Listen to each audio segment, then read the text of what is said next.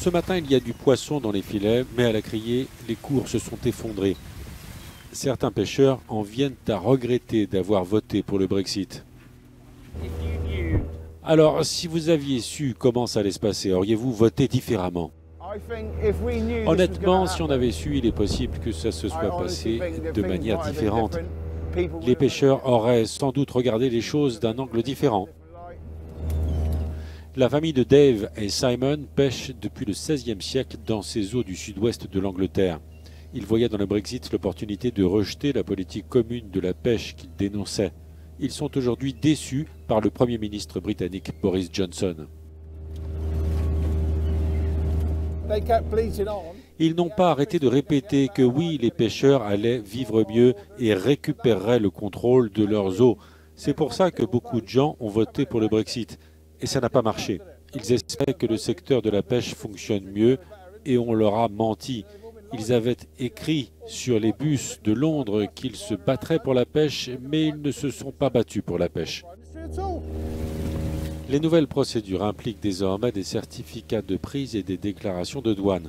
L'ensemble allonge les délais à la frontière et fait perdre à ces pêcheurs leurs clients européens. Plus de 3 semaines après l'entrée en vigueur du Brexit, le manque à gagner quotidien pour des bateaux comme celui-ci se compte en centaines d'euros. Ces pertes sont causées par les difficultés à la frontière. Des poissons finissent parfois par pourrir avant de pouvoir traverser la Manche. La colère gronde parmi les pêcheurs et c'est au gouvernement qu'ils en veulent.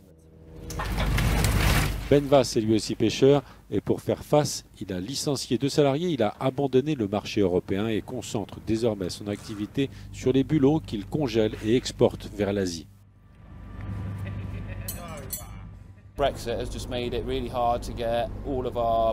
Avec le Brexit, exporter nos produits est devenu très difficile. Avant, toute l'Union européenne nous achetait beaucoup de poissons. Mais avec les nouveaux temps de transport et nos poissons qui ne tiennent pas, ils ont arrêté. Résultat, on a perdu tout notre marché.